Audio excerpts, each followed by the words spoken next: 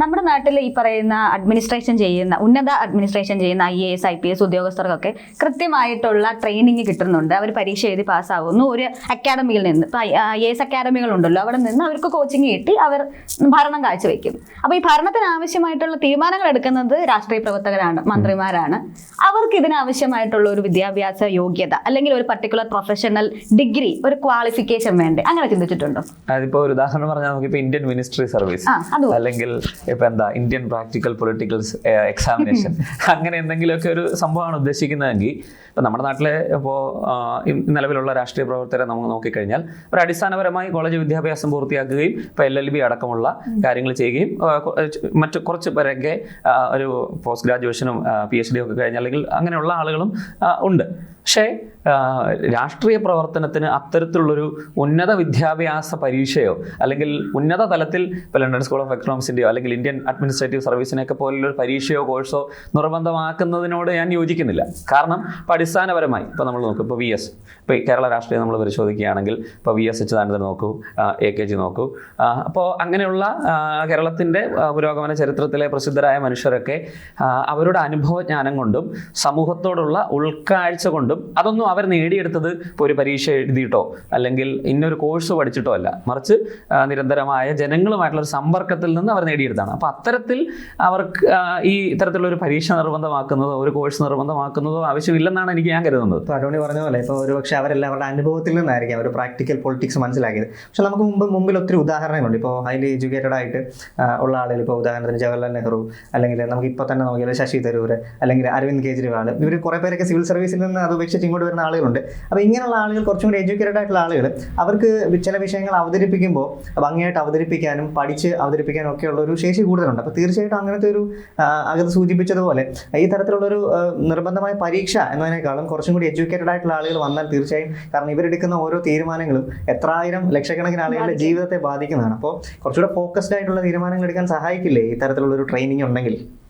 ഇപ്പൊ സ്കൂളുകളൊക്കെ നോക്കുകയാണെങ്കിൽ നമ്മൾ പരീക്ഷ എഴുതി ഇപ്പൊ B.Ed പഠിച്ച് ടീച്ചറാകുന്നു. പിന്നെ നമ്മൾ ടീച്ചറിൽ നിന്ന് പ്രൊമോഷൻ, അത് UP-ൽ നിന്ന് ഹൈസ്കൂളിലേക്ക് പോകുന്നു, അല്ല ഹൈസ്കൂളിൽ നിന്ന് HM ആകുന്നു, പ്രിൻസിപ്പൽ ആകുന്നു. ഇതിനൊക്കെ കൃത്യമായ പരീക്ഷണങ്ങളും നിയന്ത്രണങ്ങളും മാനദണ്ഡങ്ങളും ഒക്കെ ഉണ്ട്. പക്ഷെ ഇപ്പൊ ഒരു രാഷ്ട്രീയ പാർട്ടിയിൽ മെമ്പർ ആകുന്നു, താല്പര്യം കൊണ്ടാകാം, ഉൾക്കാഴ്ച, അടോണി പറഞ്ഞ പോലെ ഉൾക്കാഴ്ച കൊണ്ടാകാം, എന്തെങ്കിലും കാരണങ്ങളായിക്കൊള്ളട്ടെ, അയാൾ ഒരു മെമ്പർ ആകുന്നു.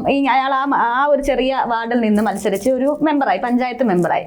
അതിൽ നിന്ന് അപ്പുറത്തേക്ക് അയാൾ സൂചിപ്പിച്ച പോലെ ഒത്തിരി മനുഷ്യരുടെ ജീവിതത്തെ ബാധിക്കുന്ന കാര്യങ്ങളിൽ ഇടപെടുന്ന ഒരു രാഷ്ട്രീയ പ്രവർത്തകനായി മാറുമ്പോൾ അതിന് കൃത്യമായ മാനദണ്ഡവും നിയന്ത്രണങ്ങളും ഒക്കെ വേണ്ട. ഇപ്പം നമ്മൾ നോക്കും, ഇപ്പോൾ കേരളത്തിൻ്റെ പ്രതിപക്ഷ നേതാവ് ശ്രീ VD സതീശൻ ഇപ്പോൾ നമ്മുടെ സംസ്ഥാന സ്കൂൾ കലോത്സവം ഏറ്റവും ഭംഗിയായ രീതിയിൽ നടത്തിയതിൻ്റെ പേരിൽ വിദ്യാഭ്യാസ മന്ത്രിയെ, വിദ്യാഭ്യാസ വകുപ്പിനെ ഒക്കെ അപ്രീഷിയേറ്റ് നമ്മൾ കണ്ടു. ഇപ്പോൾ നമ്മുടെ വിദ്യാഭ്യാസ മന്ത്രിയായിരിക്കുന്ന ശ്രീ ശിവൻകുട്ടി, അദ്ദേഹം ഇത്തരത്തിലൊരു ഉന്നത വിദ്യാഭ്യാസ പരീക്ഷ അല്ലെങ്കിൽ നമ്മളിപ്പോൾ പറയുന്ന പോലെ ഒരു രാഷ്ട്രീയ പ്രവർത്തകനാകാൻ വേണ്ടിയുള്ള ഒരു പരീക്ഷ എഴുതി പാസ്സാവുകയോ അത്തരത്തിൽ രാഷ്ട്രീയ പ്രവർത്തകർക്ക് വേണ്ടിയുള്ള ഒരു കോഴ്സ് പാസ്സായ ആളല്ല. അദ്ദേഹത്തിൻ്റെ ക്യാമ്പസ് വിദ്യാഭ്യാസ പഠനത്തിന് ശേഷം അടിസ്ഥാനപരമായ വിദ്യാഭ്യാസ യോഗ്യത നേടിയതിനു ശേഷം ഇപ്പോൾ തിരുവനന്തപുരം മേയറായിരുന്ന സമയത്തൊക്കെ അദ്ദേഹത്തിൻ്റെ അനുഭവജ്ഞാനത്തിലൂടെ, പ്രവർത്തനത്തിലൂടെ, സമൂഹത്തിലുള്ള കാഴ്ചപ്പാടിലൂടെ ഒരു മാറ്റം സൃഷ്ടിച്ചുകൊണ്ടിരിക്കുകയാണ്. ഇപ്പോൾ കേരളത്തിലെ വിദ്യാഭ്യാസത്തിന് പാഠ്യപദ്ധതിയിൽ ഉൾപ്പെടെ, പാഠപുസ്തകങ്ങളിൽ ഉൾപ്പെടെ, യൂണിഫോമുകളിൽ ഒക്കെ ഉൾപ്പെടെ പ്രോഗ്രസീവായിട്ടുള്ള വിഷൻ അദ്ദേഹം ഏർപ്പെടുത്തിക്കൊണ്ടിരിക്കുകയാണ്. അപ്പോൾ ഇപ്പോൾ കേരളത്തിൻ്റെ വിമോചന സമരം നമ്മൾ പുരോഗമനപരമായിട്ട് നോക്കുകയാണെങ്കിൽ ഇപ്പോൾ 1,00,000 വീട് കോളനി പദ്ധതി വരുന്നു, അല്ലെങ്കിൽ കേരളത്തെ മാറ്റിമറിച്ച പല പദ്ധതികളും നമ്മൾ മുന്നോട്ട് കൊണ്ടുവരുന്നത് രാഷ്ട്രീയ പ്രവർത്തകരുടെ പ്രാക്ടിക്കൽ നോളജിൽ തന്നെയാണ്. അപ്പോൾ അതിനെ ഇപ്പോൾ അങ്ങനെയാണെങ്കിൽ നമ്മൾ നോക്കിപ്പോൾ ഒരു പരീക്ഷ എഴുതി പാസ്സാകുന്ന, ഇപ്പോൾ നെറ്റ് പരീക്ഷ പാസ്സാകുന്ന ഒരു ടീച്ചറോ അല്ലെങ്കിൽ ഒരു ഉന്നത PhD പാസ്സായി വരുന്ന ഒരു പ്രൊഫസറോ ഒക്കെ കുട്ടികളോട് എത്രമാത്രം ശരിയായ രീതിയിൽ പെരുമാറുന്ന അധ്യാപകരായിരിക്കും എന്നൊരു ചോദ്യം അവിടെ അവസാനിക്കുന്നില്ലേ?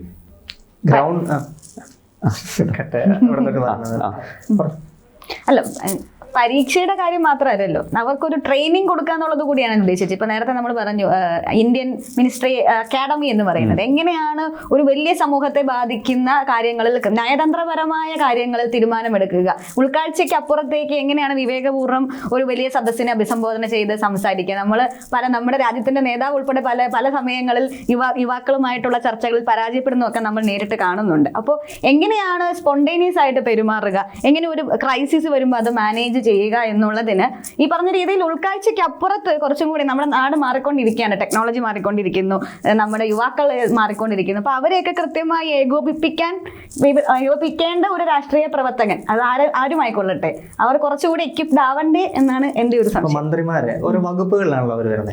അപ്പോൾ ഒരു 5 വർഷത്തെ ടെനർ കൊണ്ട് ആ വകുപ്പിൽ ചെയ്യേണ്ടതെന്ന് ചെയ്തു പഠിക്കാനല്ലോ. ഇതിനെക്കുറിച്ചൊരു ധാരണയോടുകൂടി വരികയാണെങ്കിൽ അത്രയും പേരുടെ ജീവിതം കുറച്ചുകൂടെ മെച്ചപ്പെടാനുള്ള കാര്യങ്ങൾ കുറച്ചുകൂടെ പ്രൊഫഷണലായിട്ട് ചെയ്യാനായിട്ട് പറ്റില്ലേ? പക്ഷേ ചിലപ്പോൾ ഒരു ടേമിലായിരിക്കും നമ്മൾ ചെയ്തു പഠിക്കുന്നത്, എന്നിട്ട് അടുത്ത ടേമിലായിരിക്കും പിന്നീട് കാര്യങ്ങൾ മനസ്സിലാവുന്നത്.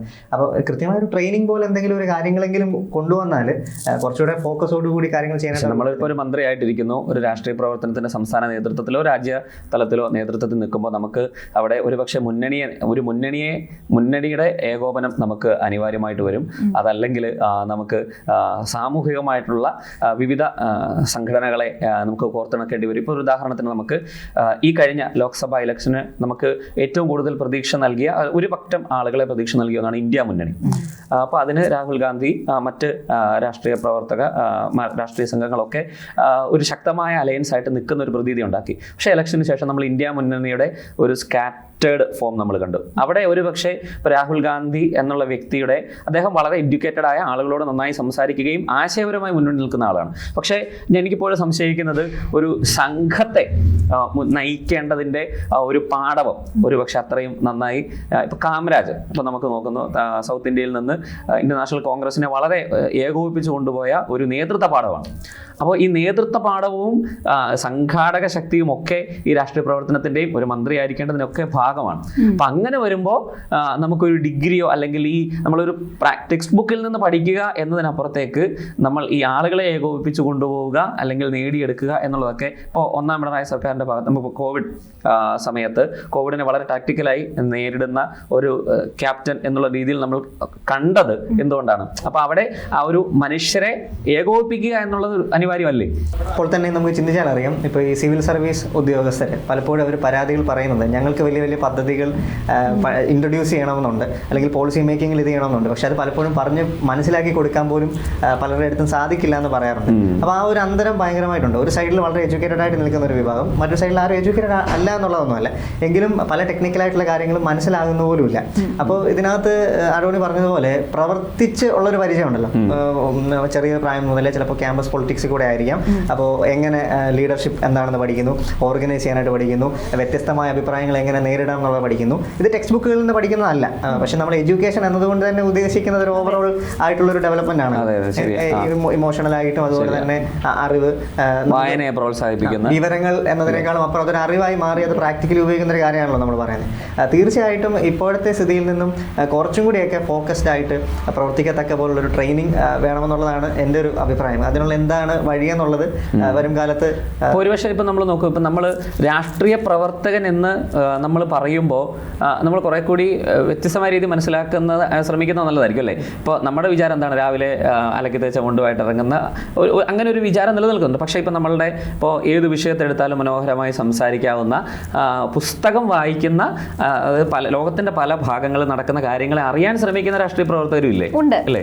അപ്പൊ അതാണ് ഞാൻ ഉദ്ദേശിച്ച ഒരു കാര്യം. ഇത്തരത്തിൽ പല കാര്യങ്ങളെ കുറിച്ചും ലോകത്തെക്കുറിച്ചുള്ള അവരുടെ അറിവെന്ന് പറഞ്ഞാൽ ഈ പറയുന്ന ഫാക്ച്വൽ കാര്യങ്ങളല്ല, അതിനപ്പുറത്ത് അവിടെ നിന്ന് നമ്മുടെ രാജ്യത്തേക്ക് അല്ലെ നമ്മുടെ ജനങ്ങളിലേക്ക് അതൊക്കെ എങ്ങനെ പോസിറ്റീവായി ഉൾക്കൊള്ളാം എന്നൊരു ആഗ്രഹമുള്ള, എന്നാൽ ഈ പറയുന്ന ടെക്നോളജി ഉൾപ്പെടെയുള്ള കാര്യങ്ങൾ ഇപ്പോൾ നേരത്തെ സൂചിപ്പിച്ചു IAS ഓഫീസർ അവരെയൊക്കെ കൃത്യമായി ഏകോപിപ്പിക്കാൻ സാധിക്കുന്ന രീതിയിൽ ഇത് രണ്ടും ഒരുപോലെ എഡ്യൂക്കേഷൻ എന്ന് പറയുന്ന ആ ഒരു മൊത്തത്തിലുള്ള ഒരു സമഗ്രമായ അർത്ഥത്തിൽ അവർക്ക് training, practical training plus educational level. ഇപ്പൊ പല രാഷ്ട്രീയക്കാർക്കും പ്രശ്നങ്ങൾ വരുന്നതാണ് ഈ എഴുത്തുകുത്തുകൾ. അവർക്ക് അതിനെക്കുറിച്ച് യാതൊരു ധാരണയില്ല. അതൊരു സെക്രട്ടറി അല്ലെങ്കിൽ IAS ചെയ്തോട്ടെ എന്ന് പറഞ്ഞു വഴിയുന്ന മന്ത്രിമാരുണ്ട്. അപ്പൊ അങ്ങനെ ഒരു സാഹചര്യത്തിൽ അത് രണ്ടും കൃത്യമായി കൊണ്ടുപോകുന്ന അല്ലെങ്കിൽ രണ്ടും സംയോജിപ്പിച്ചിട്ടുകൊണ്ടുള്ള ഒരു പദ്ധതി അല്ലെങ്കിൽ ഒരു ട്രെയിനിങ് സെന്റർ അത് ഇനി നമ്മുടെ നാടിന്റെ പുരോഗതിക്ക് ആവശ്യമല്ലേ?